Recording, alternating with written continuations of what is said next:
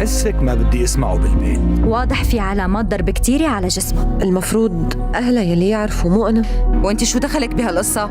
وبرأيي ملك عم تتعرض للعنف المنزلي. وهلأ شو فيني أعمل مع هاي البنت؟ وين الجنة؟ أنا آسفة، ما كان قصدي إنه أطلع صوت. احكي لي شو القصة برهان؟ انتوا اللي ما اعطيتوني حقي. وكمان كل الأولاد بيحبوا أمهاتهم. الحقيقة انه كل يلي هون عم يتعذبوا. ما عم بفهم. ملاك، أنتِ شو كنتي عم تعملي لحالك جنب الجامع؟ ليش؟ ما بدي اعرف شو القصة، عم تفهم؟ يا عيني انا ام وبعرف مصلحة بنتي. ملك مغمى عليها بالتواليت. أمي أنا تحت المطار.